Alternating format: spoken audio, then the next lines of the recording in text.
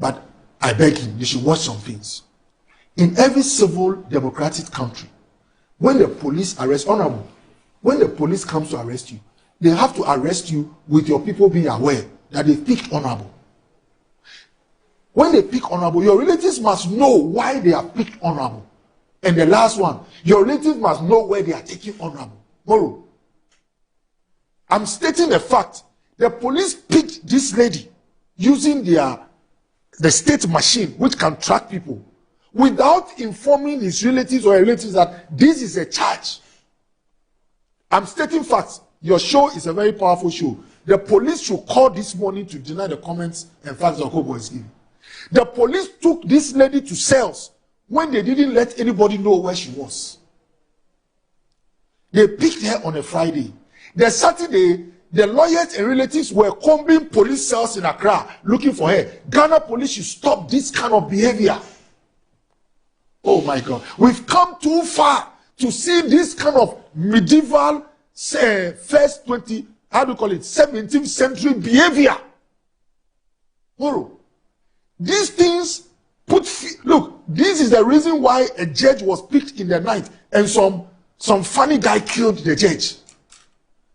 If you tolerate these things, you know what can happen? Some rogue guy who has not been sanctioned by John Mahama will wake up in the night, would break my door because I'm an opponent.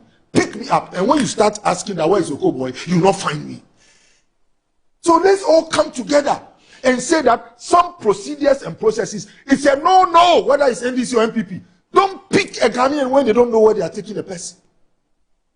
And guess what, Moro? This is a fundamental rule in prosecution and public, dealing with criminals.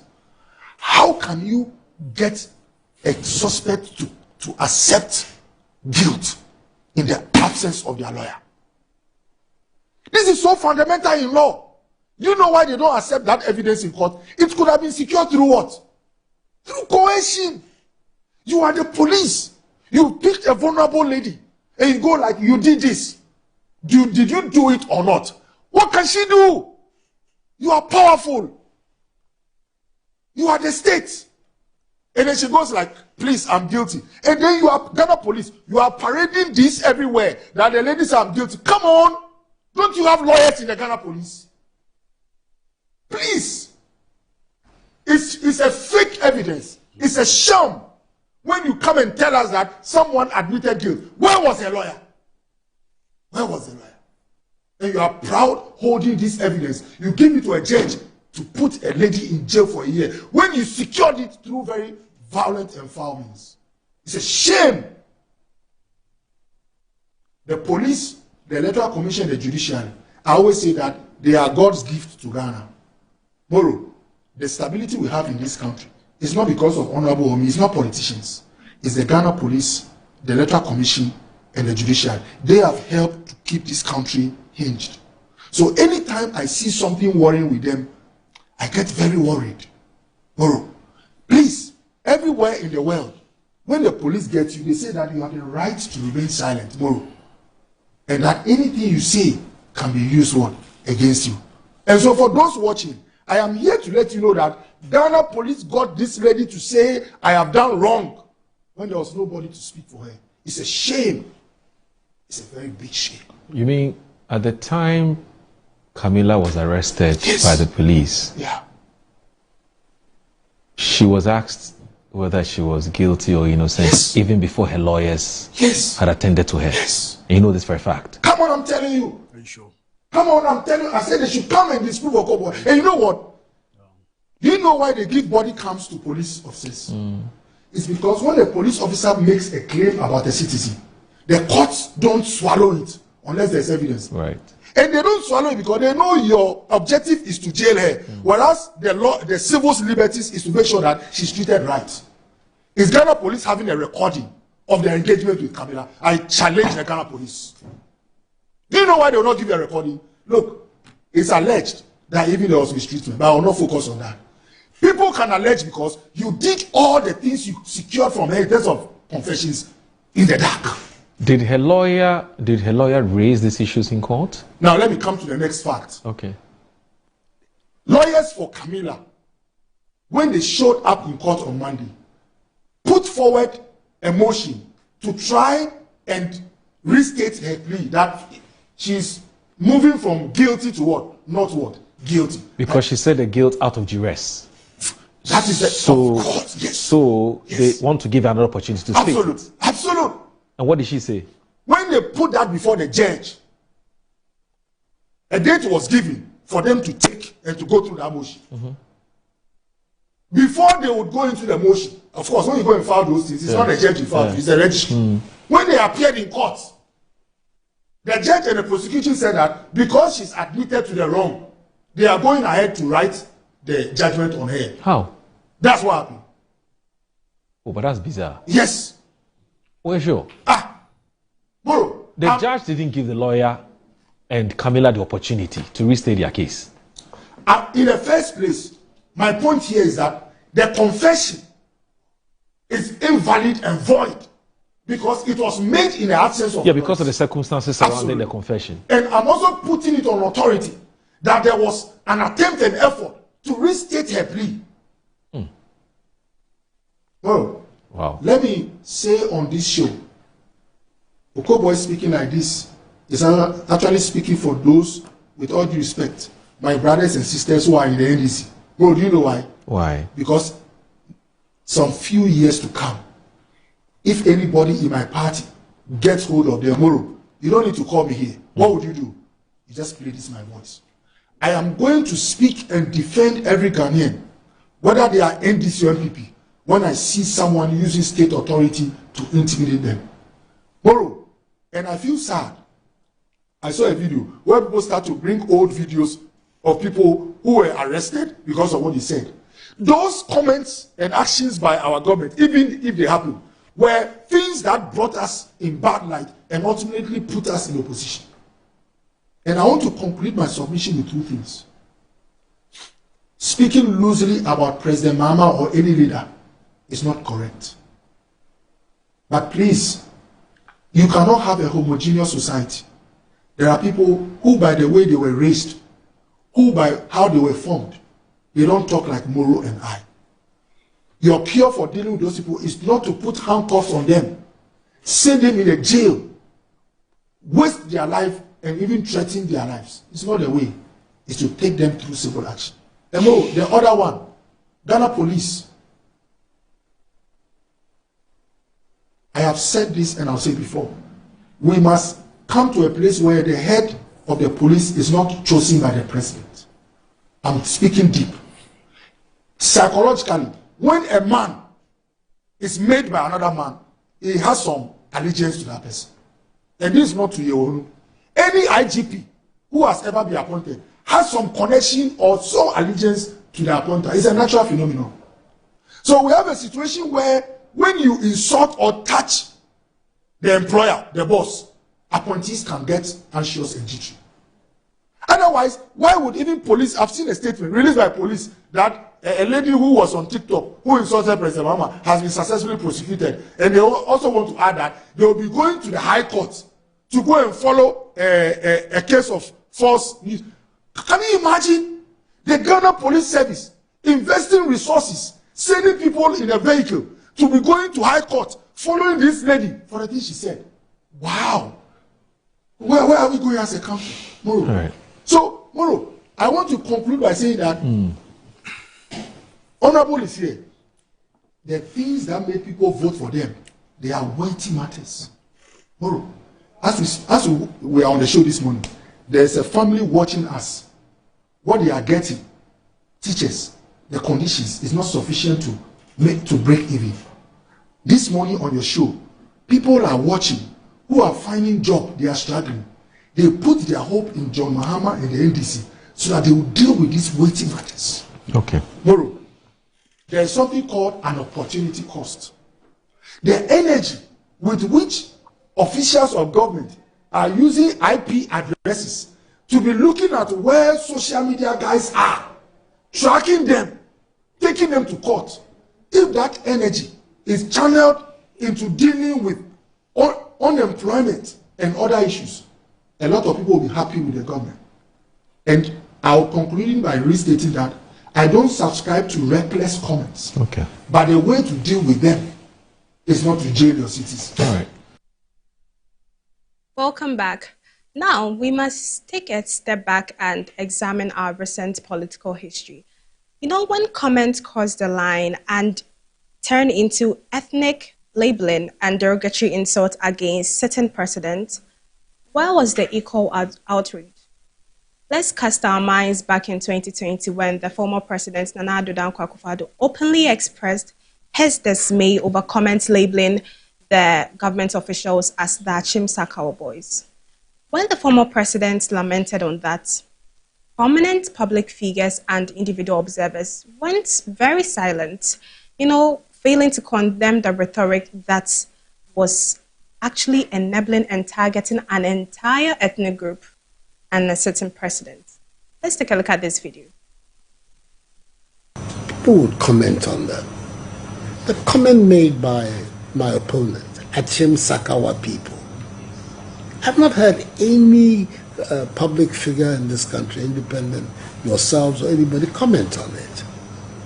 It's completely unacceptable. If I was to get up to make a comment about Northerners or Gunchas, you can imagine the uproar that would be in the country. Presidential candidate, a former president of Ghana, you can call a group of Ghanaians Sakawa people, and it involves the group for which the sitting president comes, and that comment goes without, that statement goes without comment. And at the same time, we hear these statements. Let's all try and bring the politics of insults to an end, etc., etc. Occasions are given where specific comments can be made. Nothing happens. And then it's lost. It's lost in the generalities. We need to focus on this matter in an even-handed way.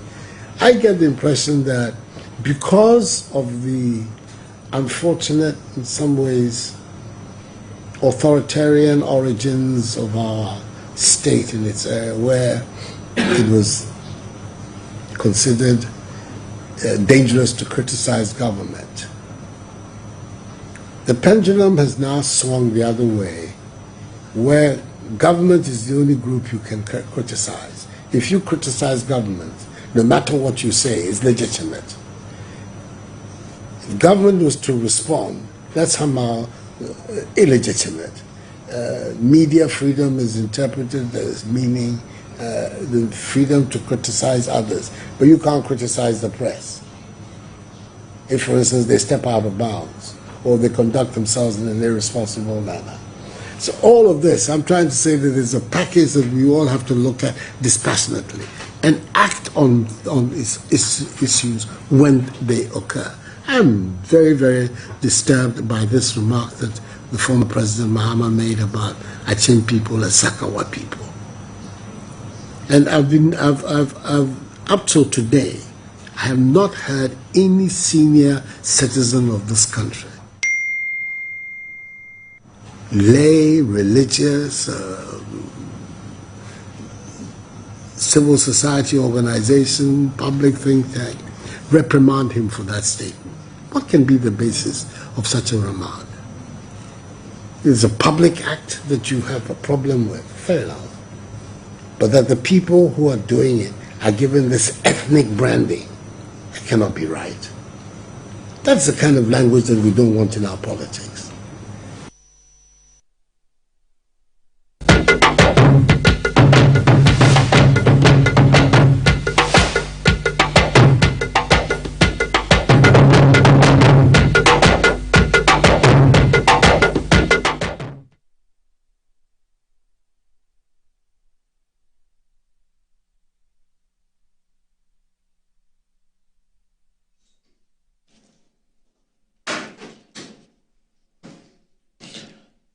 Hello, good evening. Welcome to this evening's edition of the Good Evening Ghana. What a sad day we have, and of course you know why.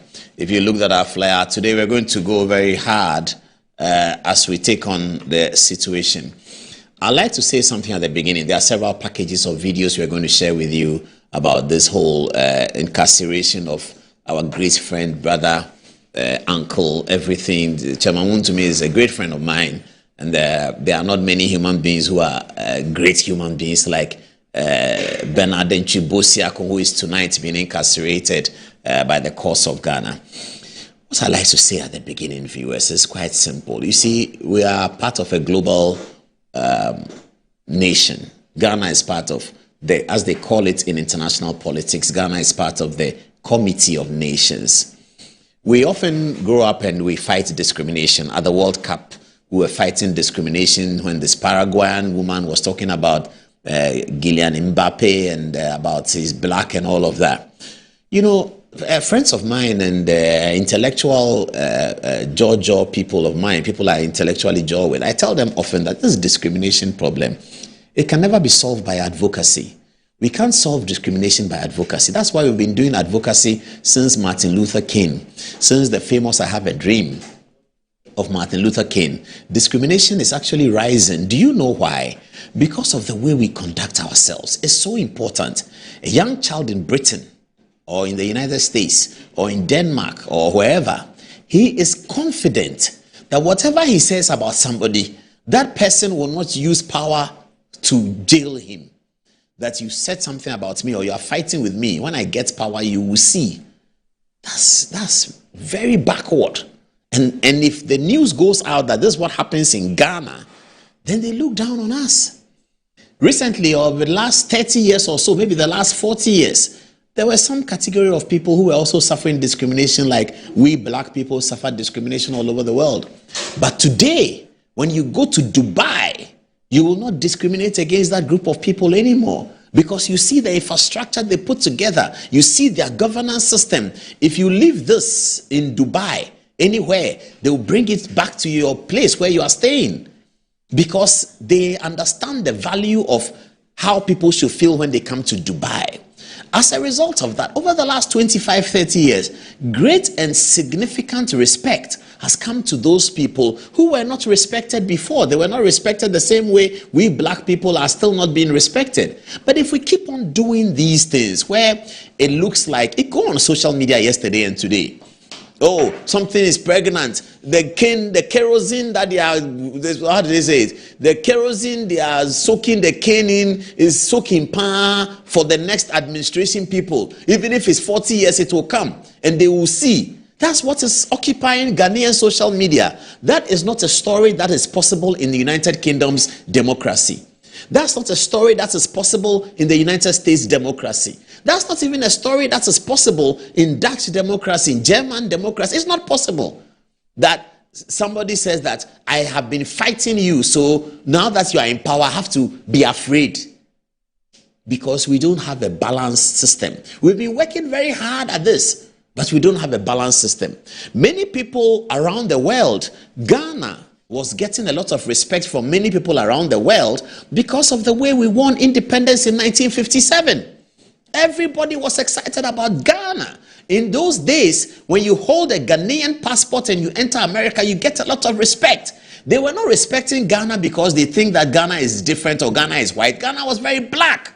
But because Osagyefo stood on the podium and said, at long last, the battle has ended, and that famous speech he gave, this is the plane that you see coming there. It was bringing in the American vice president to Ghana's independence anniversary. Everybody came to Ghana for the independence anniversary because Ghana had achieved something. And then everything started collapsing. If the Supreme Court of Ghana had not stood with us in democracy, in the Terry Adama Field trial, people should find out what it is, Terry Adama Field trial. When the president said that he was going to jail his political opponents, Obechebi Lamte was to be jailed, his own minister Terry Adama Field was to be jailed, his other minister Akoaje was to be jailed because he suspected that they were disagreeing with him, so he wanted to teach them a lesson. 3 judges of the Supreme Court, Van Leer, Akufo-Addo, and Akiyomi, the 3 of them, they stood firm and said that, Mr. President, you can't do that. That was just in 1961. 1957, I wasn't born there, of course, many of you watching me were not born. But that's the history that we have inherited, and that history is going to be part of us. So the respect for Ghana began to shake, that in Ghana, the democracy is not serious. Then we went of a spiral of coup and coup and coup and coup.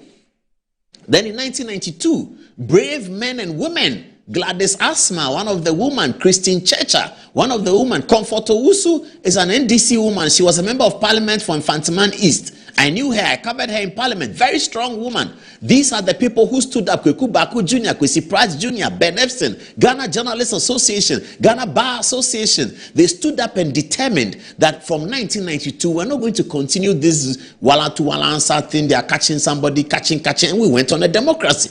Even though we transferred into democracy with a coup leader, Flight Lieutenant Rawlings, and great credit to him, he understood that times have changed, and even better credit to his advisors. I refer to Justice D.F. Annan, about whom there was a speech recently. I'll be referring to that on this show. Atuguba gave a speech in honor of Justice Annan. I'll talk about it. Justice D.F. Annan was so important if you read all the accounts. Ato Ahoy, Kwame Ahoy, they were important in convincing this leader of the military junta that we can't go on like this. What were the fallouts? The military junta announced one day that his top national security capo, Kojo Chikata, had been removed from the government, because things were changing and times were changing. And so the leader, J.J. Rawlings, who had been on the ballot, was told that, Chief, it's about you, it's not about the security. So he dismantled the security. Guess who he made security boss? He brought the former Minister for Information, Kofi Totobi Kwache, to become the boss of national security, and everyone so relaxed because national security was to be feared. And now they had a Totobi Kwache who was not feared, who engages with people. He talks to everyone. Uncle Kofi, we all used to call him. Great guy. And since he became national security boss in 1997, journalists like me could enter Blue Gate. No journalist entered Blue Gate for the last 40 years. Blue Gate was the citadel of political authority of the national security. The office of Captain Chikata. How dare you go there? But J.J. Rawlings noticed that times have changed. And guess what happened? Ghana began to rise again. And they said, oh, Ghana. You go to Kenya. They said, look at Ghana. All Ghanaian laws have been done in Kenya. Free SHS Kenya is doing it. Rwanda is doing it. Because they respect Ghana because of what is happening in Ghana. And then now we come to the situation. Look at, and again, Ghana rose up again in 2008. The world waited with bated breath as Ghanaian elections were being counted, and third round and counted. 25,000 difference of 10 million people voting. Akufo-Addo came and said, it's okay.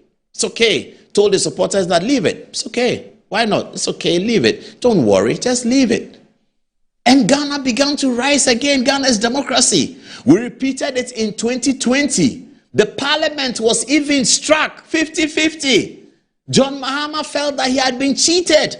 The difference was 500,000 votes. John Mahama and his people insisted that they had been cheated. But they convinced the president. Up till now, John Mahama has not congratulated Akufo-Addo for the 2020 victory. Nonetheless, President Mahama withdrew back home. Said it's okay. Ghana is more important. So Ghana was rising again. And now what is the story? Somebody who was critical of NDC and he was attacking NDC, and NDC have people who attack MPP, MPP have people who attack NDC. Dr. Tony Edu, there were not many people who had a more heavy tongue against John Agyekum Kufuor than Dr. Tony Edu. When Kufuor became president, he didn't look for Tony Edu to do anything to him. They just laugh about it. We were here when Alote Jacobs went to Eburi, the home of John Agyekum Kufuor, a very distinguished former president, to go and apologize to him. Kufuor welcomed him nicely. All of these things help Ghana to be respected abroad. You are watching me, you're a young politician. Your child is 7 years old. You want your child perhaps to go to school abroad. He'll be holding a Ghanaian passport. What kind of reaction do you want him to be given in the lecture hall when the lecturer is giving Ghana as a bad example of political reprisals? This party comes and they will teach this one a lesson. And this will never happen in England. That he was insulting me, so when I come to power, I'll teach him a lesson. It will not. And why do we do that? We shouldn't be doing that. 2026. Almost, if you take 10 Ghanaians, I was in Kumasi earlier today. If you take 10 Ghanaians on the street, 8 of them think that Wontumi has been incarcerated for political views. Nothing to do with Galamsey. And in fact, the real story, as many lawyers have been explaining on social media, it has nothing to do with Galamsey. And of course, tonight, we'll take our turn on the touch screen and tell you everything that happened. You should wait for that because we have really prepared for it. We will tell you everything that happened. Why are we doing this? I mean, I'm worried. Of course, I'm sad that my friend Wontumi has been, even if Wontumi was guilty, I will still be sad. That's the way relationships work. You have a relationship with somebody, he's incarcerated, you will be sad. Whether he has killed a human being, you will still be sad. So that's not really the point. I'm sad. I'm going to be sad for a long time. But that's not the point. The point is, where do we go from here? I shudder when I see a very important person I respect, like Kofi Bentel. He wrote the same thing. The Abba that they used to hit Techi, they will use it to hit Ba. Why should we be talking like that? I mean, can't Wontumi exist even if he has insulted people who have received power and he has to be incarcerated in this way? I saw somebody write on social media, a lawyer, tell me what is wrong about Wontumi's incarceration. I'm going to show it on the touch screen today because I've been having long conversation with defense lawyers and what they intend to do. And what they are telling me is totally bizarre and it's a disaster. That is how somebody is jailed. It's coming. This is not even the editorial yet. It's coming. Tonight, that's why we started early. Tonight we have a lot of time. We want Ghanaian young people to understand what has happened so that they fight against it. It is not fighting for Wontumi. No, I will fight for Wontumi because he's a personal friend of mine. I dearly love him. So I will fight for Wontumi. But my fight for Wontumi should not be everybody's fight for Wontumi. Everybody's fight should be about the justice system. The right thing that should be done. And I'm so delighted tonight that I have people in the NDC who are thinking the same way. It's important we fix our country. Boris Johnson in England doesn't care what he says about the Prime Minister. Nothing will happen to him if he's done nothing. Even if he goes on trial, he will be released. Kwesi Ahoy went on trial in Quality Green. At the submission of no case, Justice Kwame Afre felt that Kwesi Ahoy had done nothing wrong and he should be left away. And Kwesi Ahoy won a submission of no case. In Ghana, under a hostile government.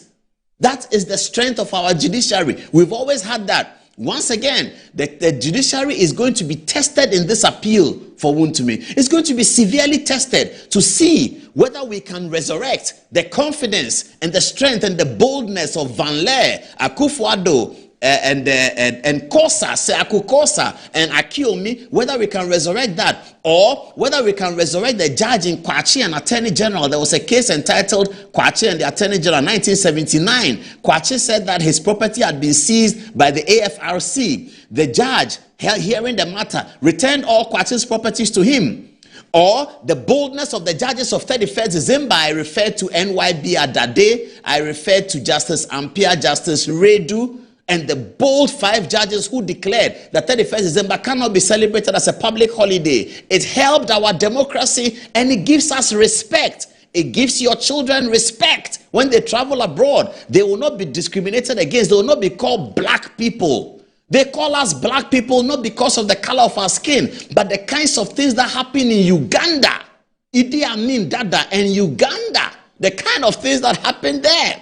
The kind of things that happen in Zambia, the kind of things that happen in Accra, the kinds of things that happen in Lagos. And these days they read it all over the place. And they read it, they wonder, are these people animals? Are they okay? What is wrong with these people? And then you show up 3 years later, you are holding a Ghanaian passport. And they look at you funny. And you say, they are discriminating against black people. They are not discriminating. They are wondering whether they should get close to you and you are not going to pull some knife and choke their head or something. They are very worried.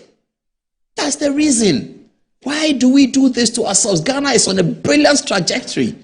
We have had how many elections? 1992, 1996, 2004, 8, 12, 16, 20, 24. 9 elections periodically every 4 years. Fantastic record for an African country. And why should that be a record anyway? Why should that be a record? We gained independence in 1957. There was an election. There should have been election 1960. It was cancelled. Election 1964 was cancelled. The next election was 69. And after that, a coup came. And the next election was 79. After that, a coup came. We would have now been doing 35 elections. And I bet you if Ghana had not had a coup, we would have had more respect. Next door, Cote d'Ivoire, they never had a coup. They had so much respect. And then bang, 1990, civil war, destroyed and ravaged the entire country. We sit here in Ghana and we say, Abrofo is England. Abrofo is not Yugoslavia. Abroche is not Yugoslavia. Why do we say Abroche is not Yugoslavia? Because we look at Yugoslavia and the war that ravaged them in the Balkans in the 1990s. And we say, Abrofo too can kill themselves like that. And then they will wake up and tell us that we are a BB4 and we are killing ourselves. So I can assure you, if you're going to be honest with yourself, you go to an airport or you go to a classroom in Europe, a classroom in England or America, and somebody is from Yugoslavia, and you look at it, hey, are you one of the people who are killing each other? You will do that. And that's natural human nature. So let us teach our children that discrimination cannot be fought on advocacy. No, you can't. You can't say that, don't discriminate against me. No. Conduct yourself in such a way that you will not be discriminated against. What has happened to Chairman Wontumi? Once we explain to you on the touchscreen, you will see that it's heavily political. It looks like that. It appears like that. It appears like that. I don't know what you think. It appears like that. Everyone on the street feels like that. This is heavily political. Because Wontumi has sat in the studio, he said this, he said that, he said this, he said that. He said all kinds of things. Yes, Wontumi may have said some things that are not palatable. But if we think of people who say things that are not palatable, and I say mention two names, there's one name you will mention, that kitchen blogger. You will mention his name. It's the same person that the Supreme Court cleaned up on political grounds. We all don't like people talking anyhow. Sometimes Wontumi does that. But there are people who have done that have been cleaned up by our system. Should we continue like that? I'm crying for Wontumi, and I'll continue to do that. That's no problem, because I'll continue. I don't want you to cry for Wontumi. No, I'm not inviting you to cry. You can cry for Wontumi if you want, but I'm not inviting you to cry for Wontumi. I can cry my own cry. MPP will cry our own cry. That's okay. That's not a big deal.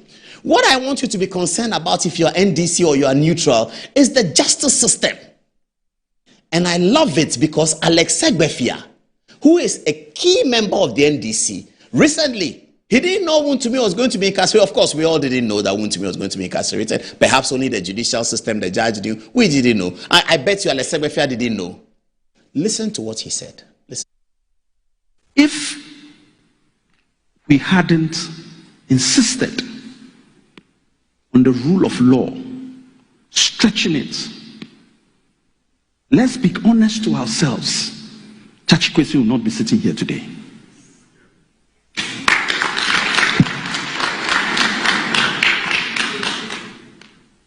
Because they were going to do everything to jail him. But we insisted that the rule of law must work. Process must be followed at every turn. And God being so good, he's the Deputy Minister of Foreign Affairs today. The stick you will use to beat Amma, use it for. So let us follow the law. And the law grinds slowly, but it doesn't stop. Jail them, jail them, jail them. Will you be there forever? History has taught me that much as, and no matter how beautiful you think you are doing, change is inevitable one day, perhaps 40 years, but one day. You want them to use the rule of law for you too, when that time comes. If they are wrong, in the space of time we have, I can guarantee you the work that the Attorney General and the Deputy Attorney General are doing, if they are wrong, they will be jailed. If they are not, they will be acquitted. Period. But don't breach or tamper with process. It is all you have. Trust me, when everything is said and done, it is law. That's all you have. And the law is the process. So let us follow the process. And you will find out that one by one, those that need to account will be accounted. Why? Our own sister has been extradited. We are trying to extradite a finance minister to come and just answer questions. That is also going through process. So bear with us. We will not do it. It is wrong. And we cannot condone wrong things. Let us do what we as NDC know how to do. If you didn't get the beginning of Alex Segbefia's statement, he was talking about Gyakye Quayson, who was found guilty of writing a document. It's called perjury, deceiving a public officer. That's a rule. Akufo-Addo could have prosecuted him criminally, but what happened was that it was determined that at the time he filed for the elections for 2020, I have to say, Gyakye Quayson was still a Canadian citizen, and so he disclosed wrong information which was known to him or ought to have been known to him, and therefore Gyakye Quayson was out, and the court cancelled the election for a by-election. Upon that, it was a criminal matter. The Akufo-Addo and the Attorney General could have said, okay, no problem, Gyakye Quayson go through the criminal trial, and he would not have been eligible for the election, the by-election. But Akufo-Addo said it doesn't matter. Let's go and fight the by-election. He wins, we don't win. That's the end of the story. And we went to fight the by-election. I was innocent, and Gyakye Quayson won. That's what Alex Segbefia is saying. That if we didn't use the rule of law and we use emotions, today, Gyakye Quayson would be in prison, and Wontumi would have gone to meet him there and say, hi, Gyakye, how are you? But Akufo-Addo said, what prosecute him for what? Let's just go. We've taken him out of parliament. Let's go and win the seat. We did all we could. And the good people of Asin North decided that they wanted Gyakye Quayson. Fair enough. Applause to them. Peaceful election. No problem. That was the night I made friends with Mustafa Gbande, who is still my friend somehow, I don't know, but somehow. That's the night I made friends with Mustafa Gbande. And that's the night that for a long time, NDC people don't appear on Good Evening Ghana. That's the night that Elvis Efri Ankara gave me a lengthy interview. Because we all reconciled after the election. That is beautiful democracy. Why should we go and put Gyakye Quayson on the criminal process and jail him because he filled a form that he was Ghanaian when he was Canadian? What's the purpose? Just so that we can get him out of Asin and win the seat. What's the purpose?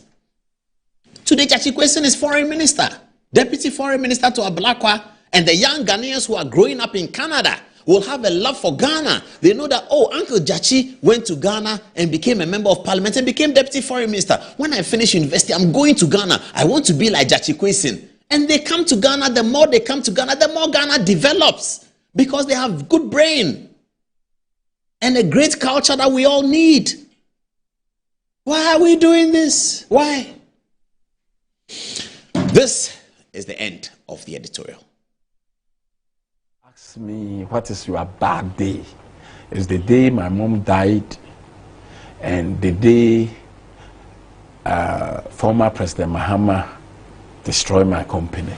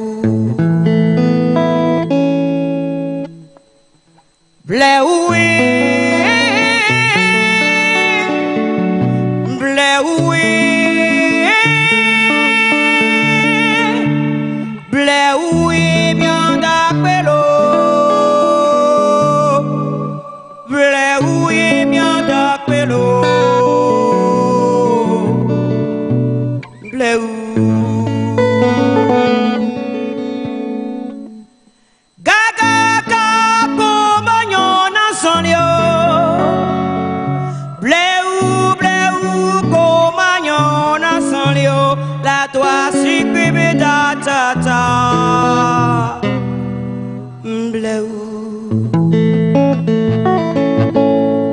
ma ou se comiere ya quena mio come ya si pesi de miere ya quena mio come ya mi naucho mi topera mi naucho mi topera bueno kaka mia poise bebenyo. When you ask me what is your bad day, it's the day my mom died and the day former President Mahama destroyed my company.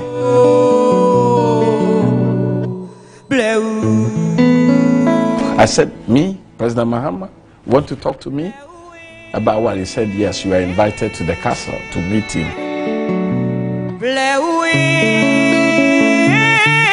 The time I reached there, all my company documents and everything was there. It was in front of the president? It's in front of him. You know, so that time of royalty was there, and there was a guy. Bevlo Latte, the then National Security Coordinator. Yes, was there, and his brother. Which brother? Peter Mahama was there. Peter, yeah. And the one they look alike, Alfred, yeah. Alfred Mahama was there, and some few people was there. Then he asked me, young man, how did you get all this money? I have all your documents. And I said, how did you get all this money? Yeah. Because all my documents. So he said, tell me the truth. And I said, I have nothing to hide. You know, for you to be small or big, you know, you have to work. So my work, the job that I do is a mining. I have a legitimate concession called Hansol and Akunta mining. So this is my document, and I have expatriates that they also work for me, and yeah. So he started opening it. So he asked me, okay, tell me about mining. So I told him mining is not a bad thing. Every country need a mining. If you have the resources, you need it to develop, but you have to regularize it or make a good policy for it. But to me, I have a legitimate lances they have signed for me. This is my lances. So he see everything through. Then he said, oh, this guy, you are too smart.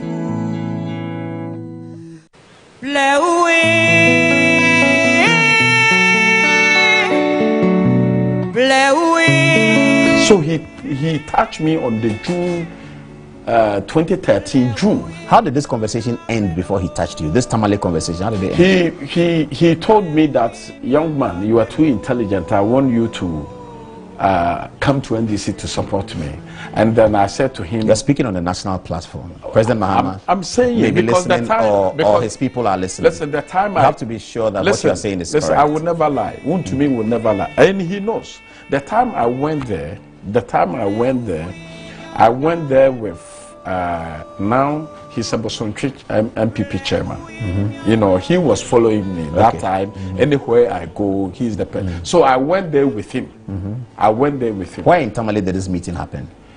The residency. Oh, the regional minister's residence. Yes, the residency. That's the place. That's where usually the presidents go when they go to Tamale. Yeah. No, he cannot say he didn't meet me. He cannot. No, but did he tell you that you should come and support the NDC? Oh yes, of course. It's normal. It's normal to tell the businessman if he have money, you know, to say, come and support me. Okay. So what did you say to that before the meeting ended? I said to him, to me, I see politics as a religion. The place I come from, you know, even if you have money, you know, even if you have power and you have money and you don't belong to MPP, you know, it's very dangerous.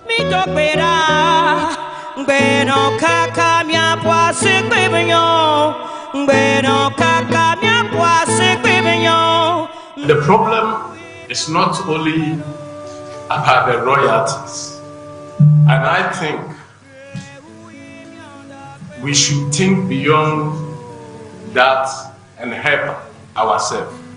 We have foreign investors who have large-scale companies, and we also have local companies who also own large-scale companies.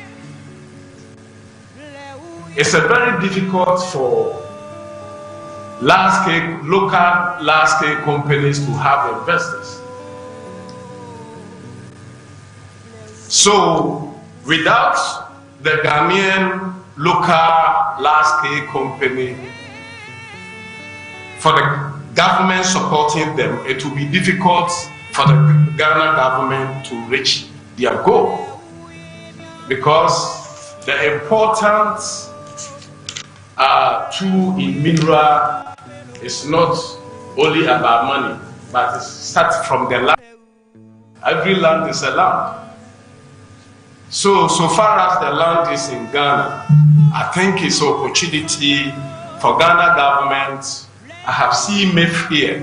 I think they have to help the local Ghanaian large-scale companies so that they also can have enough funds to do drillings and know the specific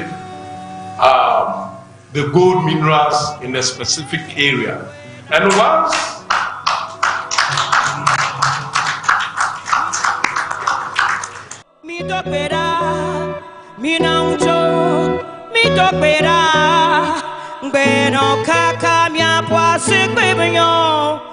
when you ask me what is your bad day, it's the day my mom died and the day former President Mahama destroyed my company. The new Patriotic Party, we've attempted as much as possible to get Hogg Watidankwa to share.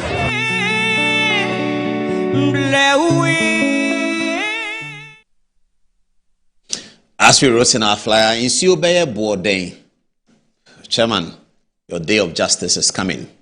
Now, I saw this video that I don't really believe. You know, sometimes people, I don't know whether I should say bragging or I don't know what to say.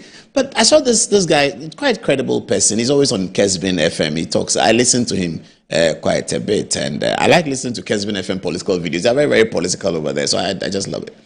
But he said something this morning that's gone viral. I'm sure everyone has seen it, those of you on social media. He said, and you know, the Wontumi problem, I do not think that it is a President Mahama problem. I don't see how it's a President Mahama problem. President Mahama was running for election. He's won the election by 57%. While out of his wildest imagination, people around President Mahama tell me that he was very confident he was going to win, but they didn't think that it would be that big. It was beyond their wildest expectation. So a man who has won that kind of election, who is governing and is wanting to leave a legacy, I'm guessing that being interested in Wontumi is, I'm not sure. I guess those people who are interested in Wontumi are those he was having the banter with on the radio and NDC people, and they do want to use the NDC power to teach him a lesson.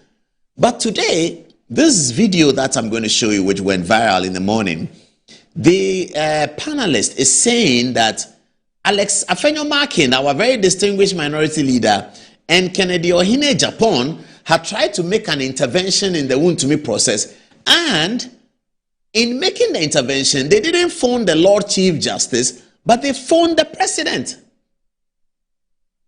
I don't get it. What has the president, I don't know, what has the president got to do with this? And then he said something even more bizarre, that the president sends them a video. I really don't believe this. How is President? I know President Mahama is quite acquainted with social media. That's very good for him. And that really has helped him. Being acquainted with social media had helped him put a campaign together that responds to the needs of the youth. So that's very good, because majority of our people are youth. Over 80% of the voters are below the age of 40, and they are all on social media. So being on social media actually helped President Mahama. So I know he's on social media.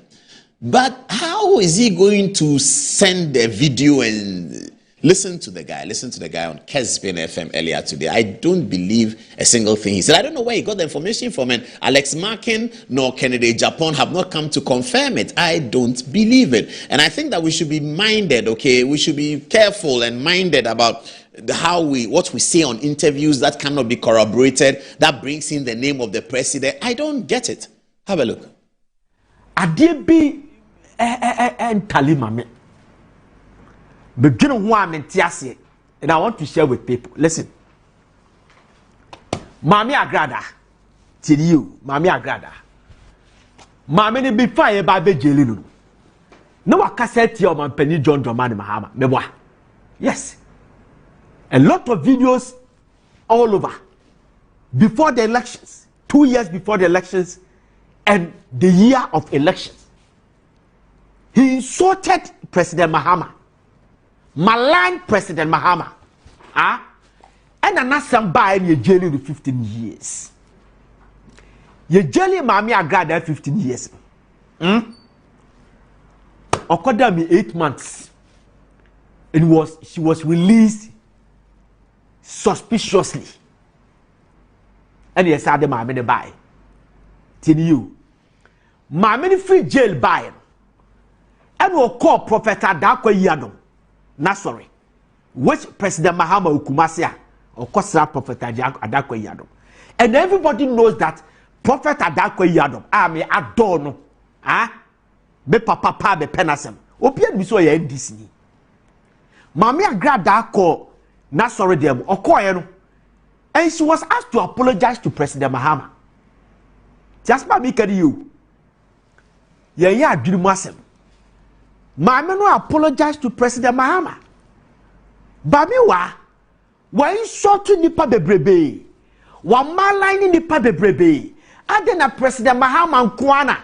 Yeah, so I apologize to President Mahama, and he apologized to President Mahama. I don't get it. I don't get it.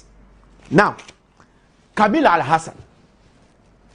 Ababa wana ye jeli the last week. Tama. She was first arrested. She was asked to apologize to President Mahama. I'm telling you. When she admitted that day now, because that day she went there without a lawyer. Say she went there without a lawyer. But she was asked to apologize to President Mahama. Now, who shared the false news? The charge the threshold of the constitution at the end of the charge and count the threshold say at the end of false news a bet coso public order the make an say a bet me coso public morality nas a bet coso the national security a bet me coso on and on and on sad kind and count. But she was asked to apologize to President Mahama. Why was she asked to apologize to President Mahama? I don't get it. Now are you a free Efijasia Sokore member of parliament? Our year campaign coordinator, Edema Dr. Mahmoud Bawumia, and Ashanti region. Tama Chema to me should be baffled from. He did a video interview and was say, what can't you press a ye Chema to me say? What apologized to President Mahama? Tell you, one part President Mahama. The video is all over. Now, Ora Feno market. Any a compare with Japan, Canada of Japan. These two people called President Mahama. Just by making you on the phone. And they apologized to President Mahama on behalf of Chema to me. Just by me they apologized to President Mahama on behalf of Chema Wuntumi. Chema Wuntumi offended the public, that put it this way, politically. Adentina President Mahama Nkwana said the party or apologize to. I don't get it. All these people I'm talking about had the case. And I don't get it. So when they apologized to President Mahama, Mahama was laughing It's okay, no problem. And he shared something that Chairman to me said to him, I don't want to repeat it, no problem. But later, a conversation, about 30 minutes later, the President Mahama sent a video to Afenyo Markin phone, and the Japan phone say, "Just your own people send me jelly, jelly, your friend say, wound to me." Obu share video na ye Chairman Kwasinti. Your from nano. Or no video no what chat ye miss ye jelly, mun jelly wound to me, mun jelly wound to me, mun jelly wound to me. Then President Mahama told them that even his own people, your own people, say ye jelly wound to me. The question that I'm asking is, why were they asked to apologize to President Mahama? I don't get it. As a logician, the person in Bisa say, and political score settling, and I say, a bad impression you put on President Mahama. Say, Obi already Benya Sembiano, Sadi Pano, Onyasamo, Yikota, say Nesi. I don't get it. Why is it that some Kofona offended the Pabebe, but they were all asked to apologize to President Mahama? I don't get it. When we told the man for, say people should judge. As now Mekai. Now, the NPP press conference. Sorry, viewers, the video was longer than I intended it to be. I wasn't bothered about the earlier ones. I was just bothered about the last bit where he said, is that true? I don't think he should have said that, because Afenyo Markin has not said anything. And Kennedy Japan has not said anything. The part that makes me completely disbelieve the story is that President Mahama sent a video. I mean, I like him. You know, you see the vim with which he spoke. I really like people like that.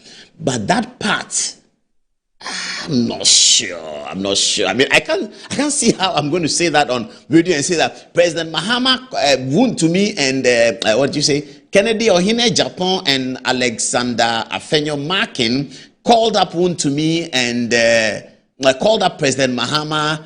Sorry, I'm very worried about wound to me, so his name is coming up. Called up President Mahama and said, "Don't jail wound to me."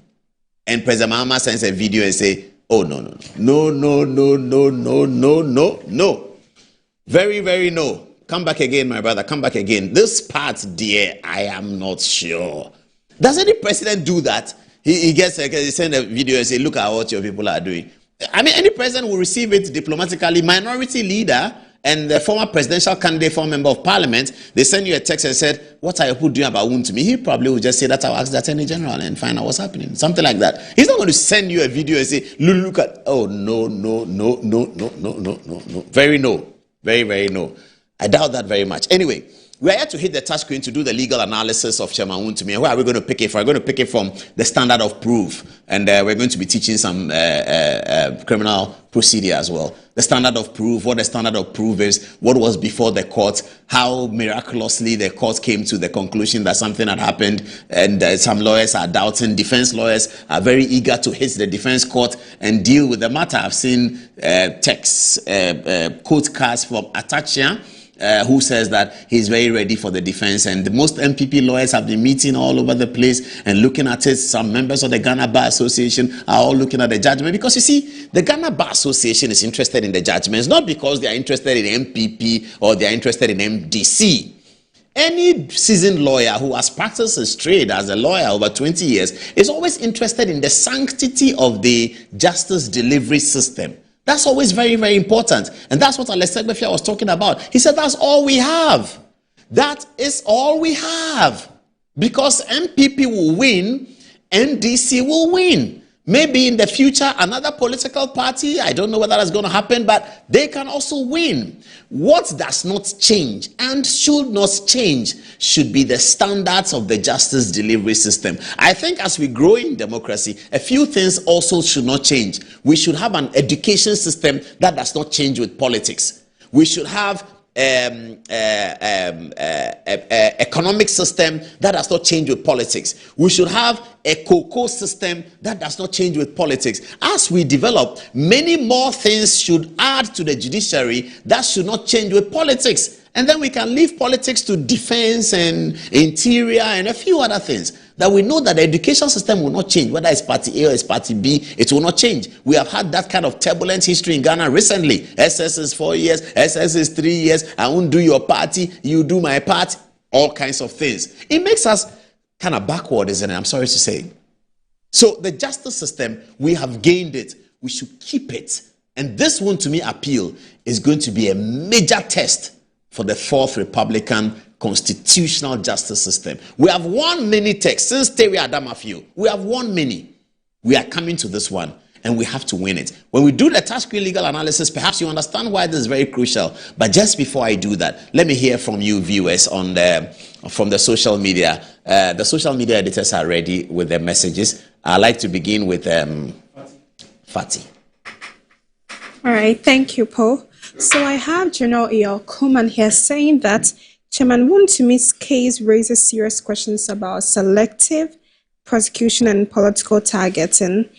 If the prosecution could not clearly establish that he intentionally facilitated illegal mining for personal financial gain, then many will ask whether this prosecution is truly about justice or about weakening a political opponent. Mohammed Kofi Faba says, in law, a company is recognized as a separate legal entity, an artificial person capable of suing and being sued in its own name. That is one of the fundamental principles established in company law. It therefore surprises me that throughout the case, the court appeared to refer to Akwanta Mining as though it was synonymous with Chairman Wontumi personally. Was the legal principle that a company has its own distinct legal personality not applied in this instance, or did the judge deliberately lift the corporate veil? If the veil was indeed lifted, what were the legal grounds that justified doing so? I believe these are important legal questions that deserve careful consideration. In any event, I expect the lawyers of Chairman Wontumi to appeal the decision if they believe there are valid grounds to do so. Okay, I also have another message here from Ajiwuddin Nana. She says, I have carefully read and listened to the views of several lawyers, political commentators, and academics regarding the 20-year jail sentence handed to Chairman Wontumi. One point appears constantly in their analysis. Chairman Wontumi was not charged and convicted for personally engaging in illegal mining. Rather, the conviction was reportedly based on allowing or assigning his Akwanta Mining concession to a second party that carried out the mining activities. If that arrangement indeed contravenes Ghana's mining laws, or if he was found to have facilitated illegal mining, then one question continues to trouble me.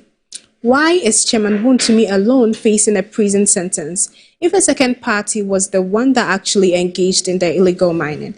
Shouldn't the state also have a legal interest in investigating and prosecuting those individuals or entities? Accountability is where the evidence supports it. It should apply to everyone who played a role in the alleged offense, not just one party. Moses Akrugu says, I made a post today and will repeat it here. Justice should be fair anywhere, especially the process that leads to justice must be procedural, irrespective of who their fathers are, where they come from, their political ideologies, religious beliefs, or creed. No one is against accountability, especially in our part of the world where people tend to act with impunity. However, we reject the weaponization of the justice system against the political enemies. The recent rise of arrests and prosecutions of social media commentators is nothing but drama assault on freedom of speech. Stop the prosecution of dissenting voices. It is wrong.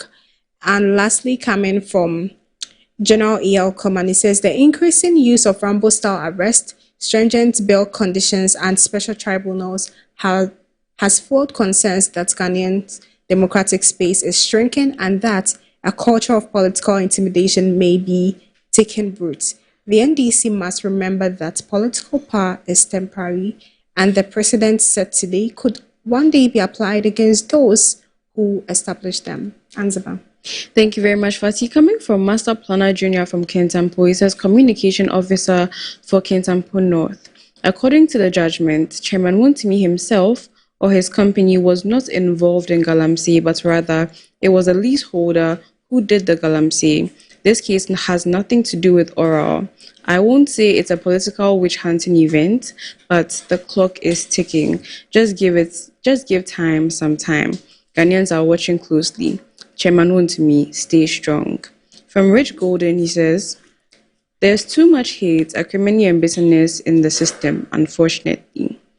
Gama Mba says, Ghana, my motherland.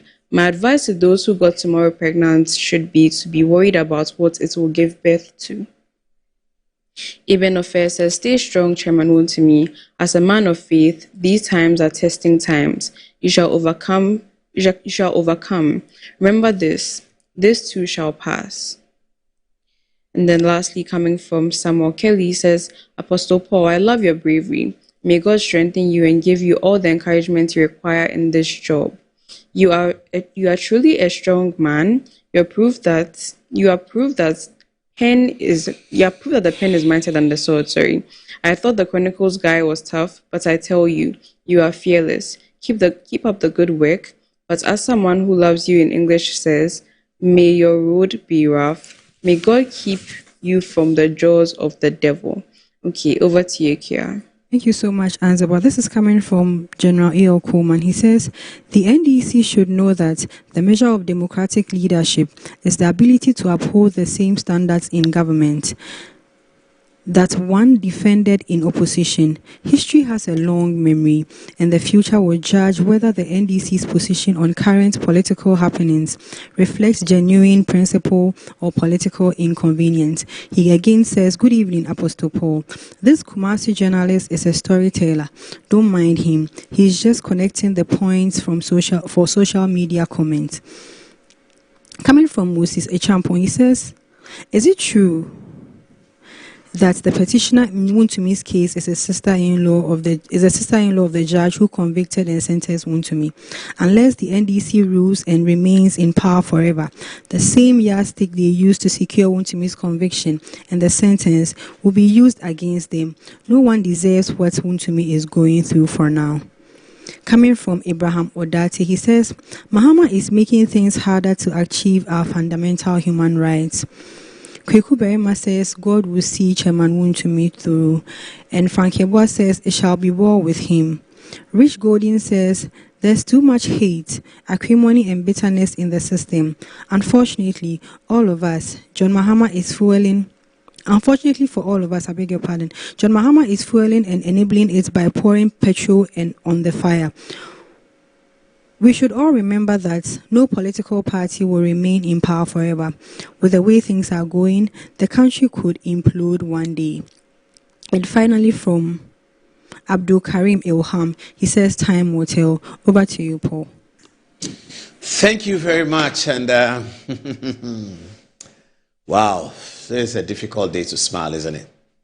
So I'm going to explain the process of the law, and I'm doing this after a long conversation with different kinds of lawyers, those who are in favor of the verdict and those who believe that the verdict has some distance to travel, and therefore they will be able to go on appeal and shred it out. This is Justice Seremsai, about whom I have an editorial tonight. Seremsai has released a single. Did you know that? Justice Seremsai, the Attorney General, Deputy Attorney General, he's released a single video. I'll show it to you. It's music, single. He himself, he doesn't know he's released it, but I know. I'm going to show it to you tonight. Don't worry. It's coming up after, when we take the break, it's coming up because we need to prepare it. So we just got the story. It's coming up. So that's Justice Seremsai. This is Henry Okun, whom we have to protect because we don't want people like me who love Wontumi to be coming after him. So we don't want to show his photograph. That's just being professional. We love Wontumi, but we don't want Henry Okun, who went to court and played a role, to be targeted. If you put his photograph here, you see him tomorrow morning, you're a Wontumi person, you probably will reach for a stone. We don't want that. So we don't say who. His name is Henry Okun, but we won't show you how he looks like. Okay. Oh, it's gone? Yeah, it's coming back. And this is our favorite chairman, Wontumi. Chairman, we love you, die, yeah? We love you, die. Justice will come, okay? Justice will come, Chairman.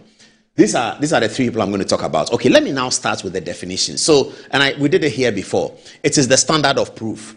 So we hear all the time lawyers talk about prove something. Can you prove it? Do you have proof? This is the way they spell it. P-R-O-O-F. It's not proof. P-R-O-V-E. No, it's this one. P-R-O-O-F. Proof. Okay. So, do you have proof of what you are saying? Can you prove beyond reasonable doubt?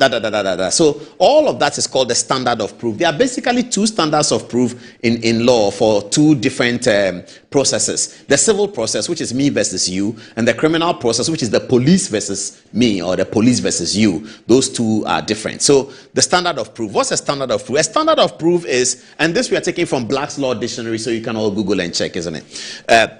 The standard of proof. A standard of proof is a degree or level of evidentiary requirement needed to convince the fact finder, which is a judge or a jury, to rule in favor of a party in a legal dispute. That is to say, the degree, please note the word, viewers, young people know the word, and student lawyers, the degree or the level of evidentiary requirement. So it's a standard. How much evidence must you have to convince the fact finder, which is a judge or a jury? A jury is a group of people. In Ghana, we don't do many jury trials. In America, they do a lot of jury trials. Jury is selecting a group of people, as they call it, the peers of the people being on trial, the peers. So they are trying a young man who is 17. They will have people who live in the community and all of that as the jury, so they can sort of feel it and ask them that based on what you have seen, is he wrong or is he right? The judge will still be there, direct the jury, and so you hear things like the judge misdirected the jury didn't answer the question, blah, blah, blah. That's for really American jurisprudence. Here in Ghana, we do some jury trials as well. Treason, some of the big ones that take people to firing squad, treason and all that is by jury. This Wontumi trial was not by jury. Most of our criminal processes are not by jury. They are by a single judge. So let's move on and say, the standard of proof in criminal law, in criminal procedure, or in a criminal trial, is proof beyond reasonable doubt, which we all bandy about all the time. You hear it on radio. Did he prove beyond reasonable doubt? Prove beyond reasonable doubt. It's not every case that has to be proven beyond reasonable doubt. It's only criminal cases, and because that gets a bit political, then we say that everything is proved beyond reasonable doubt. No, if I've taken your land or you have taken my land, we don't need to prove it beyond reasonable doubt that you have taken my land or that I have taken your land. There's another standard of proof. I'll get there in a minute. So this is proof beyond reasonable doubt on all criminal matters. When the police and the Attorney General especially is prosecuting in a criminal matter, the learned Attorney General is expected to prove beyond reasonable doubts to the court. So when the Attorney General fails to prove beyond reasonable doubt, you will see in the judgment that his lordship will say that this court was not convinced beyond reasonable doubt that accused person has done so and so and so. In his testimony, PW1 said this, etc. The judge is just saying he hasn't been convinced. Proof beyond reasonable doubt means that the Attorney General people miss the threshold of 100% proof. So if you say Wontumi has done something, you should have been able to establish it 100% before the court is able to issue a conviction. This is almost mathematical, so lawyers can look at it. And that's why lawyers can look at a judgment and say that this judgment has a lot of holes, I can punch it, this judgment is that, or this judgment is that, or that judgment is the other. So this is how it works. Proof beyond a reasonable doubt is the highest standard of proof used in criminal trials. It means the prosecution, which is SREMSI, must present evidence so convincing that a rational, viewers, please let's take note of the words. They must show evidence so convincing that a rational, prudent person will not hesitate to rely and act upon it in their most important affairs. They must show, it's a higher standard, and it means that the prosecution must present evidence that is so convincing.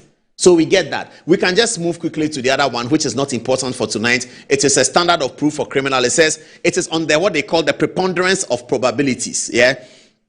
So that's one. A preponderance, that means plenty of it. A preponderance means it is coming plenty. So preponderance of evidence is that I said I was at the traffic light. You said you were not at the traffic light. I said that at the time I was at the traffic light, it was green. You said you were not at the traffic light. But Amma saw you at the traffic light. Kofi saw you at the traffic light. AC saw you at the traffic light. And they all told you the traffic light is green so you can cross the road. And you said you were not at the traffic light. I say you are at the traffic light. That is preponderance of evidence. Plenty people seem to say that you were at the traffic light and the traffic light was green at the time. That's preponderance of evidence. It's not beyond reasonable doubt. In civil trial, that's not expected from the plaintiff, as they call it, and the other one is the prosecution. Okay, so a preponderance of evidence, also called preponderance of probabilities, is defined as the greater weight of evidence. It requires that the trier of fact believe that the existence of a fact is more probable than not. That's more probable. That's civil. The reason why we use beyond reasonable doubt in criminal matters is that the person, if he fails the trial, that is the accused person, if he fails, he's going to be incarcerated like Chairman Wontumi for 25, 10, 15, 30 years. Because somebody's freedom is going to be taken away, the justice system in its wisdom says that you can't take away somebody's freedom unless and until you have established the matter very, very solid. Now let's go back to the pictures and see whether this matter was established very, very solid. So let's have the photographs here. So this is Justice Sremside, the prosecutor. This is Henry Okun, who is Wontumi's person. He works with Wontumi, and he became the star witness for the prosecution. Without Justice Henry Okun, the prosecution apparently did not find sufficient evidence. So they spoke to Henry Okun, as some lawyers have been criticizing the Dominic Ayine regime, that most of the things they do is that when they find 5 people, they tell one person that, don't worry, we'll leave you, can you say it? And then they tell them to say certain things as people speculate. And sometimes if you put people in that kind of situation, the unfairness and the injustice arising out of that is that the person is being told that say A so that you will be free. The person knows that the prosecution wants to achieve a certain end. So he might not just say A, but he might add B, he might add C, he might add D. Now, in the specific case of this matter, this man, Henry Okun, says that the Akonta mining lease that Wontumi obtained legitimately way before Akufo-Addo became president, the Akonta mining lease that was obtained for the Saman Boy place, you know, there was a time that I used to chat with Wontumi, I call him Saman Boy, because he told me that he's gotten something in Saman Boy, but he doesn't even go there, blah, blah, blah, blah, blah, blah, conversations we used to have. So I call him Saman. I just like the name of the place. The Saman Boy, is that the correct pronunciation? Please correct me, those from Western region. Saman Boy place, he says that Wontumi gave him a license, as it were. You hold that there, I'll come to that. And Wontumi gave him a license to go and do galamsey there. So Henry Okun admits to the court that he, Henry Okun, performed the galamsey. And he performed the galamsey, which is illegal mining. He performed the galamsey because Enchibo Siaku told him to go and perform the galamsey and gave him his license.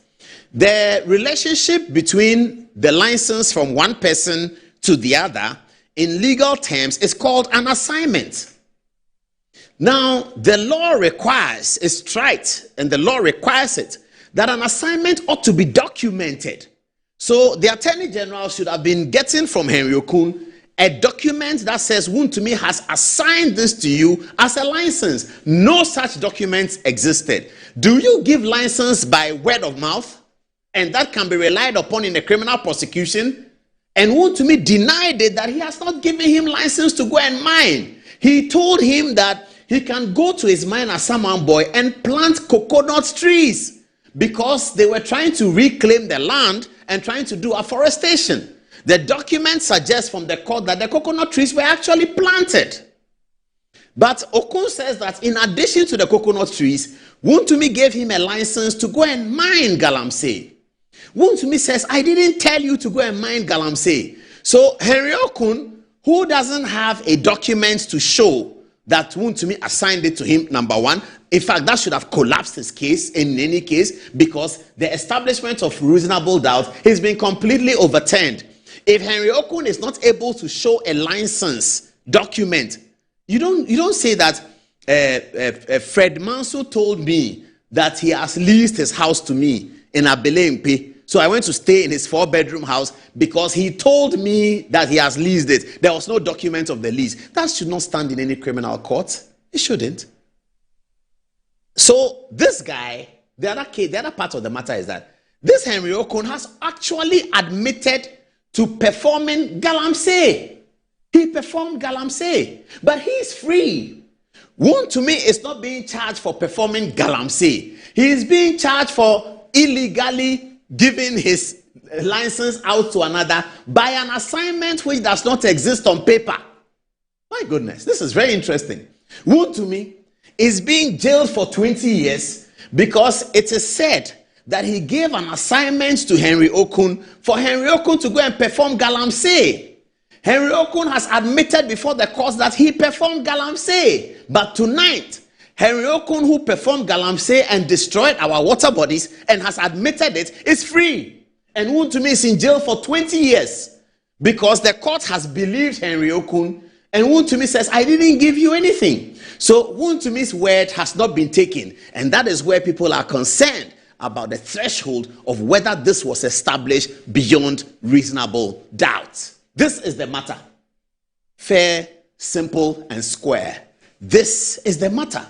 Henry Okun is free. He has destroyed our water bodies. He has given our children kidney problems. He has given our food poison. He has given poison to the people of Samaboy. But because he was able to say that it was Chairman Wontumi who gave me the verbal license, Henry Okun is free. He is actually the criminal, but he is protected because he spoke against Chairman Wontumi, who is the owner of the license. This is the matter. This is all. This is the matter. And we are dealing with a situation that's a proof beyond reasonable doubt. Proof beyond reasonable doubt. Is that how to prove? Henry Okun has done galamsey. That's why we didn't want to put his photograph, because we're going to explain this, but I know some people are getting angry that the Henry Okun guy, where is he? Henry Okun is gone. Perhaps he's left the country. But he told the court that he, Henry Okun, not just him, he and his assignees, they performed galamsey as Saman Boy. They have admitted to the crime. The offense that is killing children, the offense that is destroying our food, the offense that is destroying our environment, that we all talk about it. Minerals Commission has not said anything about it. Minerals Commission should be very angry. Kenneth Ashigbe should be angry with Henry Okun. But they are all happy that Wontumi is gone to jail for 20 years. Minerals Commission, Ghana Bar Association, Justice and Magistrates Organization. They have seen in Ghana where somebody has admitted to galamsey and he's walking free. And the person that he alleges told him to go and do galamsey is in jail for 20 years. That's the story. That is the story. 24 minutes past the hour of 10 o'clock. I want to cry, Seth. 24 minutes past the top of the hour, 10 o'clock. This is Ghana. 1992 Constitution, Ghana. This is Ghana. We have a constitution, 1992. Ghana. Yeah, I like that. Bring back that to me. Who are these here? Abanga and one of my greatest friends, Joseph Yamin. I like Yamin because he's very straightforward. I like straightforward people. Just tell me what it is. What you see is what you get. You know, blockbuster. You know, lock, stock, and barrel. I love Yamin. You know, he comes in with it heavy, lock, stock, and barrel. You get what you see is what you get. The Kumasi guy is my man. Why am I putting their photographs here? I'd like you to watch Dominic Ayeni, the learned Attorney General, speaking about these two men. Have a listen. Two people who are politically exposed to the Economic and Organized Crime Office for Investigation. These were the Honorable Yamin and Abanga, who is a third national vice chairman, one of the vice chairmen of our party. When we did the referral, it was upon intelligence that we got that was sent to both myself and the Minister for Lands and Natural Resources. But after we did, some petitions came from small-scale miners to the Economic and Organized Crime Office, then complicating the investigations. And so, as we speak, an investigative report is yet to be made to my office because those small-scale miners also brought their petitions that had allegations against the two persons who were referred. This was a long time ago, viewers, up till today. Today, I saw Justice Sremsai put something on social media and said that investigations take time, and this is people against whom petition has been made that they are doing galamsey. And the Attorney General, here you are, Justice Sremsai says, investigations take time. Deputy Attorney General asked for patience in outcome of IYOKO's probe of NDC executives allegedly involved in galamsey. That was, this is 21st July today, and the press conference is long ago. Let me look at the statement of the press conference, and let's see what Dominic Ayine was telling us. Well, first, the press conference is dated 15th July 2025. Distinguished ladies and gentlemen, it's more than a year.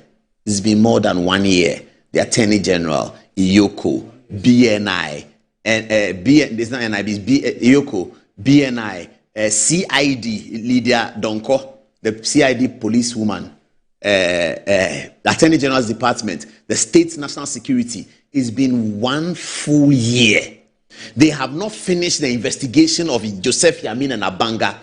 Upon receiving petitions from very bold people, because you have to be bold to send a petition about an NDC high-profile person like that as a vice chairman of the party to the Attorney General. The Attorney General hosts a public press conference and says that because Ghanaians were worried that after the NPP have been voted out of government, galamsey is still going on. You told us that it's the NPP. Now the galamsey is still going on. Why can't you crack the whip? You can't crack the whip because it's your own party people. And those sentiments were growing. And because those sentiments were growing, the learned Attorney General could not do much but to tell the press that in fact those sentiments are correct. We have actually received petitions on Joseph Yamin and Abanga. But it's been 1 year. Deputy Attorney General is still asking for more time. This is the danger of what we are doing. Another Attorney General comes and within 2 weeks he'll finish the investigation and say that I've finished the investigation. I have evidence. He may not have evidence, but he is doing reprisals because of the way we are setting our political system. Afenyo Markin said something recently. He said that the reprisals have been happening. He will not say that MPP didn't do some, but can't we have an end to it? Can we have an end to it? Listen to what the Attorney General wrote to the Ghanaian public. It is on the letterhead of the Attorney General and is directed to the Executive Director of the Economic and Organized Crime Office, IYOKO, and it's as follows. He says, Dear Executive Director, directive to investigate allegations of illegal mining activities by named individuals. I write to direct your esteemed office to initiate investigations into suspected illegal mining activities being perpetrated by certain individuals within mining districts in the country. This directive is born out of growing public concern, corroborated by media reports and intelligence regarding the involvement of some citizens in unauthorized mining operations, generally called galamsey. They are in blatant contravention of the provisions of the Minerals and Mining Act 2006, Act 703, as amended by Act 995. These activities not only flout our mining regulations, but also gravely endanger our water bodies, forest reserves, and local livelihoods. As your office is aware, HE President has consistently reiterated his government's firm commitment to eradicate illegal mining and restoring sanity to the natural resource governance regime in Ghana. In line with this national stance and pursuant to your mandate under IYOKO Act 2010, Act 804, I am directing your office to invite the following persons named in recent credible reports for interrogation, namely Mr. Yakubu Abanga and Mr. Joseph Yamin. Additionally, you are to investigate any other person found to be complicit in these unlawful mining activities. The scope of this investigation should include the matters highlighted in the Professor Frimpong Boateng's report on illegal mining. Furthermore, considering the regulatory oversight role of the Minerals Commission, you may invite the Chief Executive Officer of the Minerals Commission to assist in the investigation. I trust that IOCO will treat this matter with the urgency. Viewers, listen, he said urgency and gravity that it deserves in order to uphold the rule of law and to ensure the integrity of our extractive governance framework. Yours in the service of the Republic, Dominic Ayeni. Signed. 1 year. 12 calendar months. IOCO, Minerals Commission. They have arrested Abu Trika and sent him to America. He's going to go to jail, I guess. I hope not. But he probably would end up in jail. In that period, they have arrested Kofi Boat. In that period, they took Shatawale's Lamborghini. In that period, they have arrested and arrested and arrested. In that period, they have arrested TikTok people. In that 1 year, they have arrested everybody. But they are yet to arrest the people about whom the Attorney General said is urgent. Joseph Yamin and Abanga, high-profile party officers. Is that what we should be doing? But Wontumi, who was not criticized of illegal mining, but it was said that he had asked somebody. Wontumi says, I didn't ask the person to do anything. All the cross-examination, re-examination, the examinations in chief in the court testified to the fact that Chairman Wontumi was adamant that he has not asked him to do anything. The guy says, Wontumi asked him. Wontumi says, I have not asked you to do anything. So it's Wontumi's word against his word. The court believed the guy. Is that beyond reasonable doubt? If one person says something, another person is challenging it. Where is the corroboration? And even if you have corroboration, is that 100% proof? And on top of that, the person who confers to the court that he actually performed the illegal activity described by the Attorney General in the letter to IOCO as destroying our water bodies, and that the president is committed to this and committed to that, that person goes away free. And Wontumi goes to jail for 20 years. What shall we say to these things? If you read Romans 30 verse 31, I believe, it says, what shall we say to these things? If God be for us, who can be against us?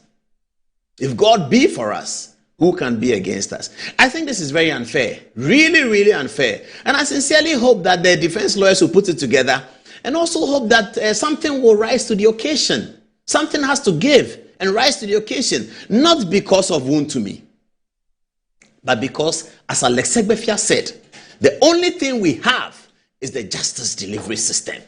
Because the way you want it to be applied to you, you should apply it to the person. If Akufo-Addo had thought differently and demons had entered his head, Gyakye Quayson would be in prison today. And Wontumi would have gone to prison and see Gyakye Quayson over there. But democracy prevailed. Gyakye Quayson is a deputy foreign minister, passed by Parliament's Appointments Committee. Great news. Good news. How do we want to proceed? How shall we proceed? Anyway, where's my paper? What else do we have? I think we have a break at this time, don't we? Viewers, forgive me. Yes, we are done with these people. We've explained it. We have a break. We should take a break. Let's take a break. When we come back, I have Srem Sai's first single. You believe it or not, viewers, believe it or not, I'm going to show it to you. Srem Sai has released a single. It's a song, music, single. He has released it. I'm going to show it to you. Was it before the Wontumi thing?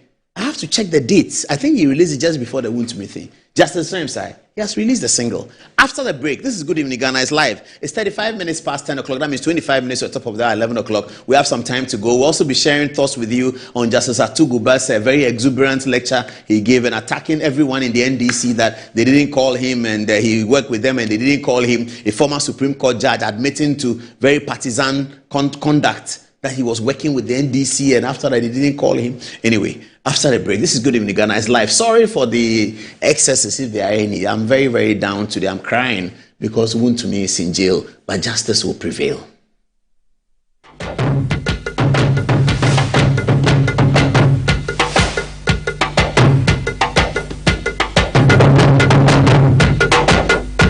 there they are. The squad is ready, lined up, ice cold, focused and prepared for national duty. Every bottle in position, every label shining with confidence. And here comes the selection. One bottle steps forward, picked from the squad, ready to deliver for Ghana. He takes the first sip. Oh yes, refreshingly hydrating. The whistle goes. The Black Stars are on the move. He breaks through the defense like flowing water. Beautiful control. He lines it up. He strikes. Goal! Ghana is awake. From the fridge to the field, Awake keeps you refreshed. Awake purified drinking water. One for life. Proudly supporting the National Cardiothoracic Center. This advert is FDA approved. Mommy, good morning. Good morning, my son. How are you? I'm fine, thank you, Mom. How about you? I'm fine. Joe, I just saw your mom doing her usual morning routine. Like, it was just 2 weeks she underwent a major colon surgery. Bro, see, my mom is doing perfectly fine, and we're all excited about it. It was minimally invasive surgery, and the recovery has been very fast. Minimally? Hey! No, wait. What do you mean by that? So they offered my mom a laparoscopic colon surgery. Laparoscopic colon surgery, which we accepted. It turned out it was equally safe with a very fast recovery time, and the cost involved too was very, very reasonable. She was discharged 3 days after the surgery, and you can see her, she's on her feet again. 3 days? Just 3 days, bro. Mean Tuber Hospital, first Ghana colorectal center, aimed to serve a peculiar health need. From the rich soils of Ghana, our farmers grow the finest ingredients.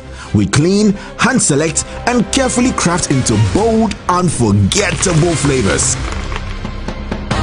And when you open our little bag of big taste, it's pure, bold, unforgettable flavor bursting in every bite.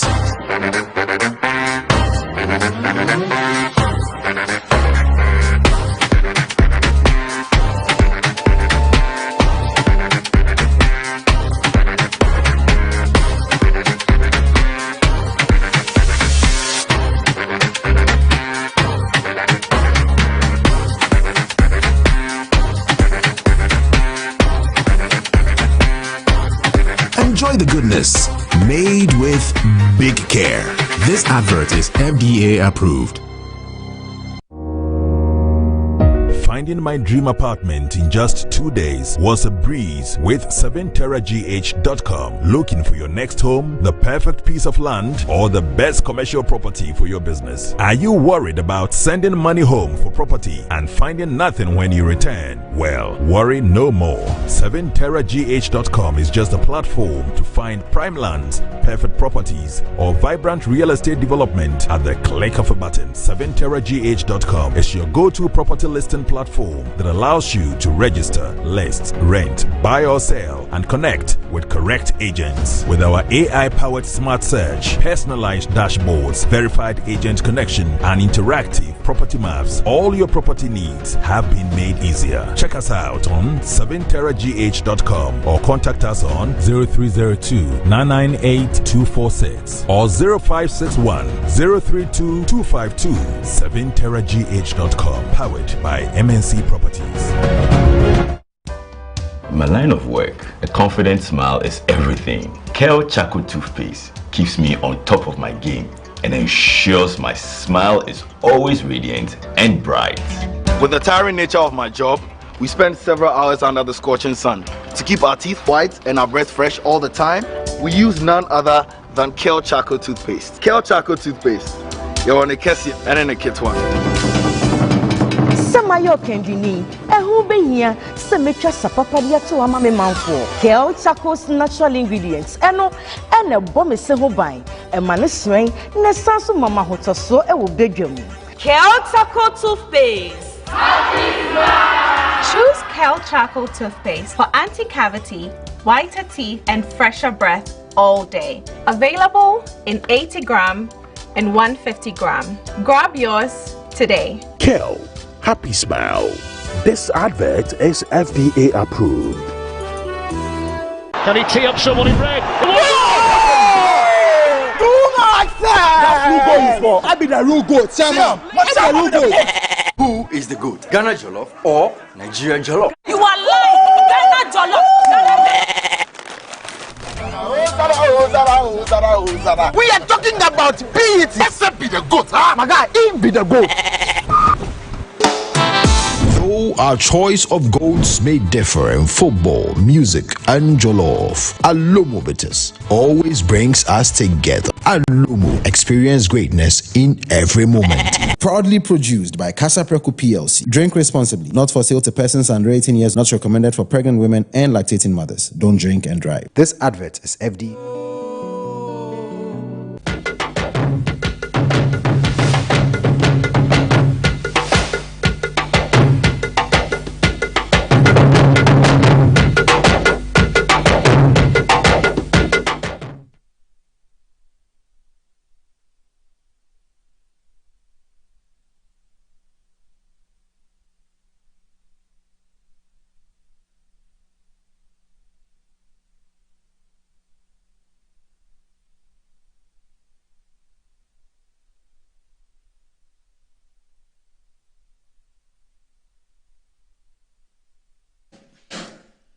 Hi, good evening again and welcome to the studio. It's always a pleasure to be here with you. Today is a very bad day, forgive me. I'd like to take some text messages before I go and show you the Seremsai single that he has released. So let's hear what people are saying. Fatih, you first, please.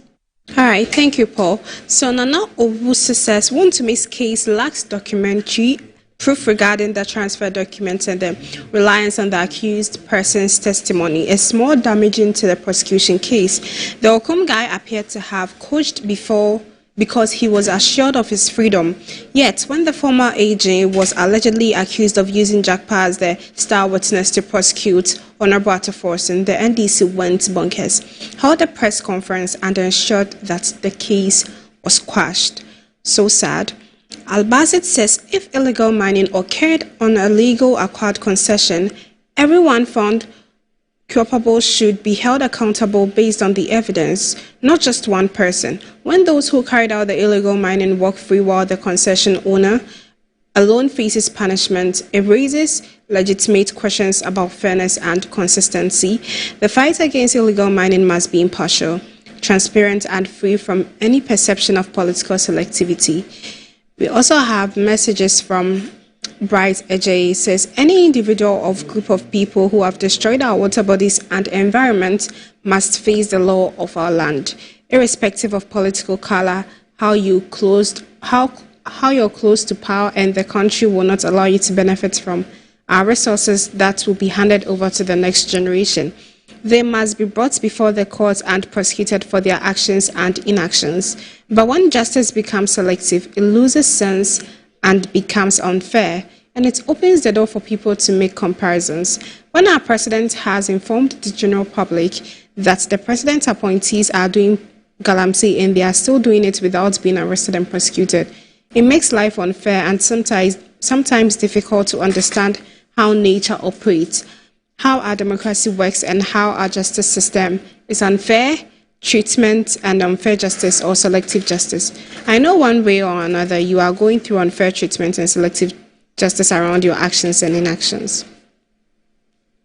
Hadzi says, I'm not a lawyer, but what I have heard from Wuntumi's conviction was nothing but politics. Why would someone who is doing the raw mining not be convicted, but rather the owner of the concession is rather the victim here?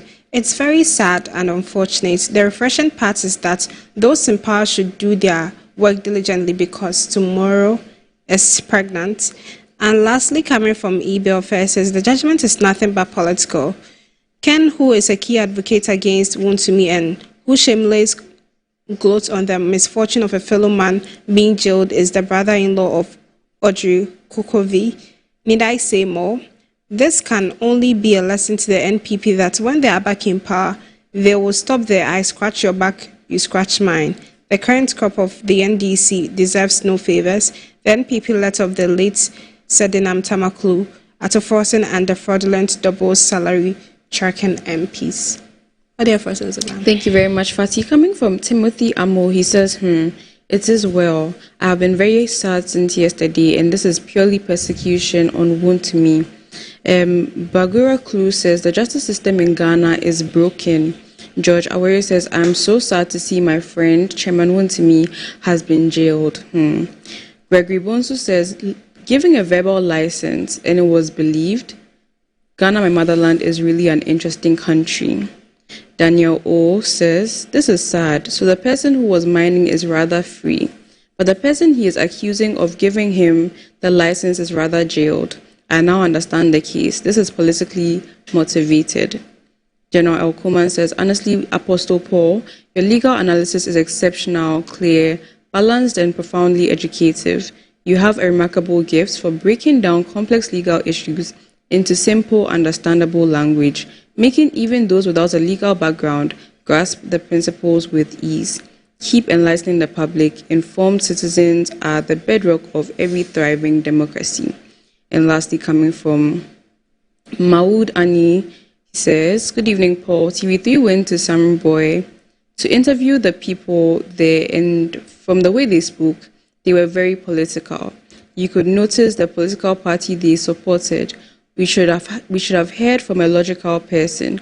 Some blamed Wontumi, saying he is the cause of the flooding that they experienced, and only one person said the judgment was too harsh. Over to you, Ikia. Thank you so much, Anzewa. This is coming from Shifman Osei from Atunsu Kumasi. He says, Paul, with the kind of education you give us on the show, I wish we can have you three times in the week. General E.L. Coleman says, God will vindicate Chairman Wontumi. Abraham Odati says, President Mahama fights for the human rights of Ghanaians living abroad, but ignores the rights of the citizens in his own country. It's like modern-day slavery. Real Max B says, Apostle Paul, don't waste your time on Mahama and his NDC, because Wontumi was their target. Even when former NDC MPs embezzled Ghana's money in the double salary scandal, they were not treated the way Wontumi has been incarcerated. Nanama says President Mahama is just bent on destroying Chairman Wontumi from all indications. Amponsa Isaac Jr. says, if this is the reason why Wontumi has been convicted, then our judicial system is sick. You're a coward when you use your power to punish someone as a leader. And finally, coming from Kweku Berima, he says, Apostle Paul, be strong, it shall be well. Over to you.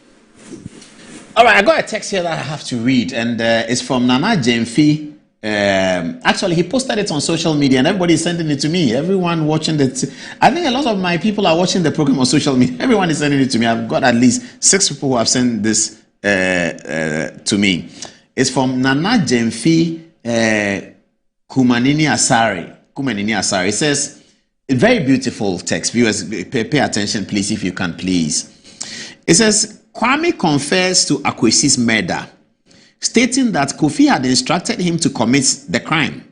When brought to court, Kofi altered the narrative, stating that he merely provided Kwame with directions to Akwesi's house and a knife for an unrelated purpose. The court, after reviewing the evidence, ruled in favor of freeing Kwame while sentencing Kofi to 20 years in prison for facilitating the circumstances that led to Akwesi's demise. If you are neutral in this kind of situation of injustice, you have chosen the side of the oppressor. If an elephant has its foot on the tail of a mouse, and you say that you are neutral, the mouse will not appreciate your neutrality. And that is a quotation from Archbishop Desmond Tutu. It's talking about the neutrals, and I hear a lot of people say that, oh, I'm on the neutral side of I'm not supporting Chairman Wontumi. I'm neutral. I don't know the matter. Yes, I'm just seeing an interview with a political leader saying that he's not interested in the matter. Oh my goodness. Sorry, viewers. Sorry for my mood. Let me go and show you the music. Maybe it will cheer us up a bit. Deputy Attorney General Justice Seremsai has a new single. Let's go get it. Hey, Oga, I didn't know that you're a musician. Oh, how do you do that, viewers? Now, let me let the cat out of the bag. Look at this photograph. Posted by the Deputy Attorney General. at it. No, viewers, look at it. What is this? Deputy Attorney General stands in a lift in his office and he's posting a picture to promote his new single. Look, Deputy Attorney General, government lawyer. He's posting this picture on social media for his new single. So when I saw it, the reason why I thought it was a single, suddenly, I think last Friday, people were sending it to me that, see your man, see your man. When I saw the photograph, I thought that it was EL. Do you remember EL? Then Coco for my God, oh, I go Shotoko for my God, oh, yeah, something like that. Nice music, EL. EL was the one. Oh, where do they want me to look? Okay. EL was doing that song. Shoto for my God, oh. Attorney General, government lawyer. Look at this. Who is he competing with on social media? Do attorney generals compete on social media? The guy appointed under Article 88 and Article 79. You have two articles are appointing you to the position. 88 and 79. Most ministers are appointed under Article 78 only. The Attorney General is appointed under Article 78 and Article 7 and Article 88. The Deputy Attorney General is appointed under Article 79 and Article 88. And look at what he's posted. He is the government lawyer, he's the Minister for Justice. And he posts this single music that he's releasing. This is a beautiful photograph to release a single. They criticize Godfrey Dame, don't they? When Godfrey Dame was Attorney General, we had to whip him to get a Facebook page. If you like, viewers, go. This technology makes our work very easy and it can find anyone out. So transparency is key. If you like, they will know. Go on your social media, viewers. Go to Godfrey Dame's Facebook page. Check when the Facebook page, you will see it's 2024. He was Attorney General in 2020. His Facebook page started from 2024. We had to cane him, son. The AG, you today, you said that, oh, but you people too, why Facebook? What happens is you send him something from general public that he has to see. You call him, AG, have you seen the thing? He said, oh, I don't get Facebook. I can't open it. I said, you do this, you don't have Facebook. Say, everybody was complaining. Then finally he succumbed and did Facebook in 2024. And his point was always that, Charlie, I have so much work to do. Come and look at my desk. I have plenty of things to do. I should be doing Facebook. But here comes a nice Deputy Attorney General who is a champion of social media and releasing photographs that is like he's going to release a single. Is President Mahama happy with this? That his young appointees are doing that. Where is EL? Where's EL? Oh, let me reduce it. Oh, is it okay? This is EL. Please, do you remember that song? What's the title of the song? Coco for my God, oh, I go Shotoko for my God, oh, yeah, something funny like that. I love the song. There's a part of the song that is really crazy. In fact, it was Kojo Yankson who made me like this song. Because Kojo Yankson has a great relationship with EL. Many people know that. And Kojo Yankson will come into the studio and will be dancing with the song, and I'm watching on social media and I'm excited. Coco for my God, oh, yeah. And then some parts of the song, he will say that, with my God, there's no girl I no go feel run. No, do you remember that line? That line was so funny to me. That God helps people to run girls. There's no girl I no go. Producer Charlie, find it. Let's play small. I want viewers to get it. I can't sing it well. Do you remember that song? I never dey holla for my money. I call on my God. Oh. I never dey wonder, never worry. Oh. My baba dey my body. I never dey holla for my money. I call on my God. Oh. Now people let me hear you say. That's what Serem is doing there. Serem has released a remix of EL's song, Coco for my God. Why? What is happening to this Deputy Attorney General? What is going into his head? Mr. Dominic Ayini, your deputy, is he okay? Is it the first time camera has photographed him? You see, some of these young NDC appointees, I think they did. Somebody sitting at Ashanti region said that he's 35 years old. He has been appointed as minister, and he sends his wife to go and have a child for $60,000 of taxpayers' money. He's sitting at Ashanti region said that he's more important than everybody else because he is a minister. Why? The appointment of didn't they do orientation? Please, Julius Debra, who is receiving a PhD on Saturday, didn't you know? Give me the guy that is releasing a single. Didn't Julius Debra give them orientation? Dominic, have you ever seen Dominic Ayini take a photograph on social media before? Go to the next Attorney General, Godfrey Dame. Have you ever seen Godfrey Dame take a picture and put on social media before? Have you ever seen who was before then? Gloria Kufu. Take a picture and put on so Marietta Brew. Attorney General does this. Why wasn't Godfrey Dami Deputy Attorney General? Didn't we see it? Dominic Aini himself, wasn't he a Deputy Attorney General? What is wrong with this guy? Viewers, can you talk some sense into his head? This is the guy who comes to court with airborne force soldiers. When we say then he dodges, then he's now bringing police. Media have to tell you that you can't use soldiers before you know. They don't. Is the chief of staff not there? Or do they don't listen? Look at what he has done. He's taking picture in lift. He's himself. He himself. He goes to stand in lift and Shoto for my God. Oh, he's EL. He's doing EL. Why? Is it the only NDC appointee? Please give me the song again. At the risk of copyright, give me one more. Then we go. I like the song, but tonight I'll be playing it. I go for my God. I go shokoto for my God. When I'm shopping, there's nothing I no go fee afford. He said, my God, there's nothing I no go fee afford. That's the place where he says that with my God, there's no girl I no go fee run. No, that's EL. But where's EL anyway? This guy is releasing the remix of EL song, Shoto for my God. It's Justice Sai, Attorney General. Look at the photograph he puts on social media. Attorney General in the heat of prosecutions, you are doing so much work that he can't put this on social media that he's introducing a new single, Shoto for my God.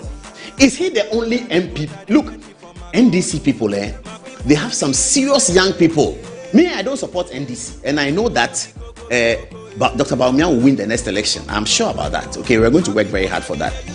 But there are some people that you have to respect. And I don't know whether it is the sector that they are working in, but look at the petroleum sector.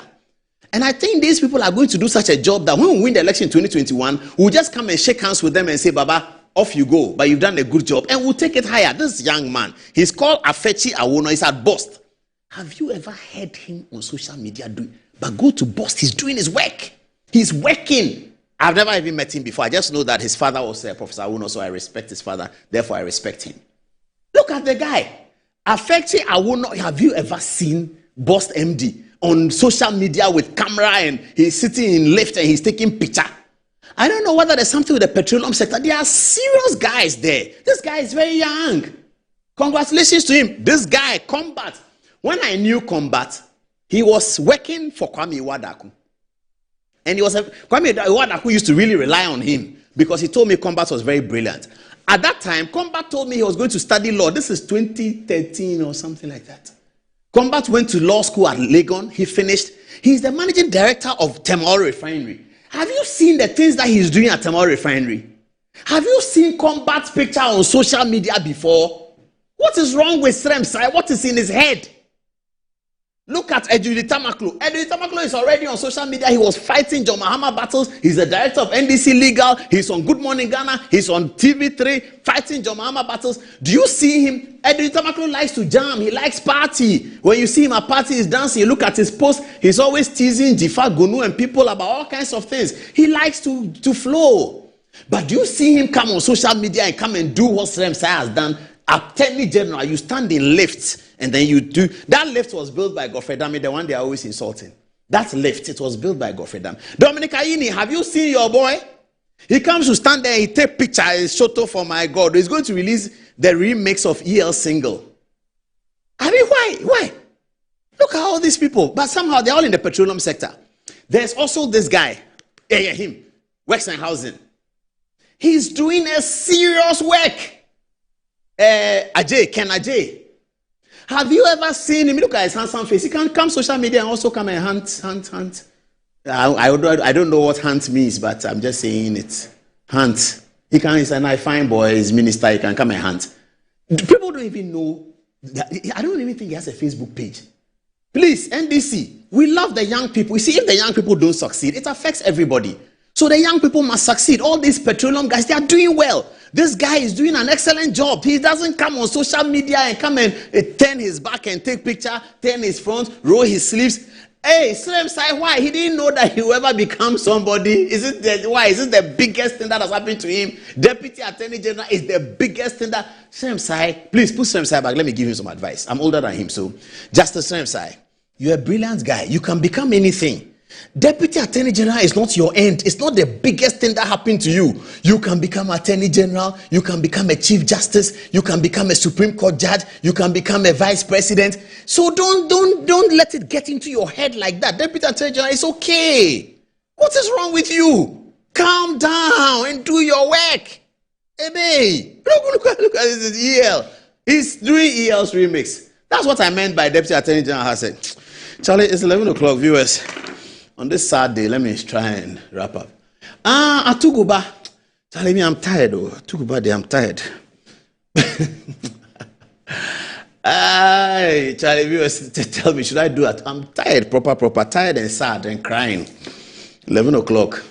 When it gets to 11, then the fight begins at the back of my production room there. Okay, you play the Wound to Me montage. Then let's use it to decide whether we'll do that Atuguba story or not. How long is the Wound to Me montage, please? I think it's 6 minutes, isn't it? Yeah. 6 minutes? 8 minutes. Yeah, that's long ago.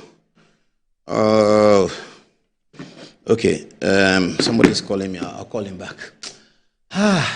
Do you have like a commercial break or something? You know, I saw the Akufo-Addo video you guys used. Or do you have some video of me shouting somewhere or something like that? So that we can use it. I really, viewers are telling me I shouldn't close. They are sending me text, you can't close, don't go nowhere. I have to go, viewers, Charlie, that thing is not easy. It's not easy, cry. It's not easy. It's not easy, I beg you. I have to go. Hey, the calls are coming from some city. Please take a break. This call I have to take, I beg you. This is a very serious call. Take a break. Bye-bye.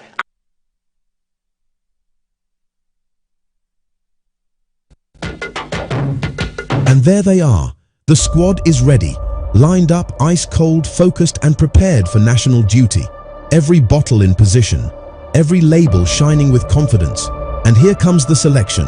One bottle steps forward, picked from the squad, ready to deliver for Ghana. He takes the first sip. Oh yes, refreshingly hydrating. The whistle goes. The Black Stars are on the move. He breaks through the defense like flowing water. Beautiful control. He lines it up. He strikes. Goal! Ghana is awake.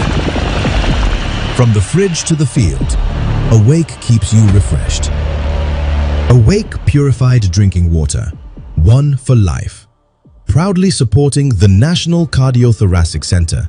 This advert is FDA approved.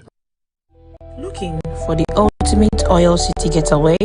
Welcome to the Groove Etipon Beach Resort for a luxury meet adventure. Host your meetings and events in our fully equipped conference facility. Relax our sparkling pool, unwind in cozy rooms, satisfy your cravings at our scenic restaurant, and enjoy fun-packed recreational activities and a walk through our charming menus. Whether it's business, leisure, or pure escape, the Groove is your perfect destination. Can he tee up someone in red? That's who goal is for. I be the real goat, Sam. What's the real goat? Who is the goat? Ghana Jollof or Nigerian Jollof? You are lying. Ghana Jollof.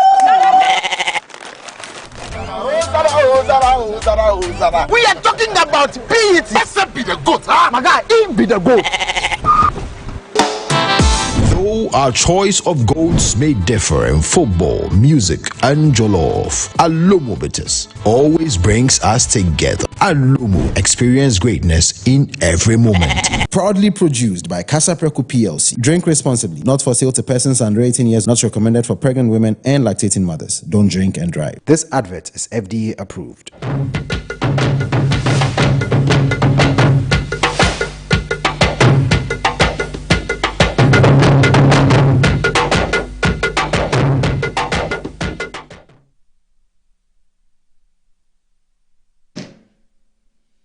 Nemo Judas in Cosa Soa.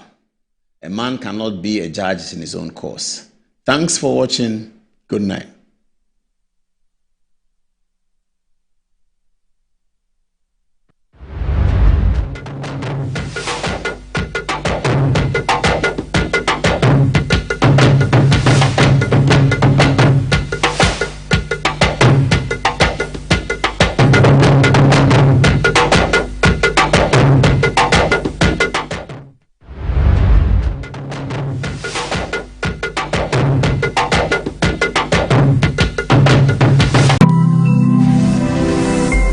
Metro TV, insightful and inspiring moments.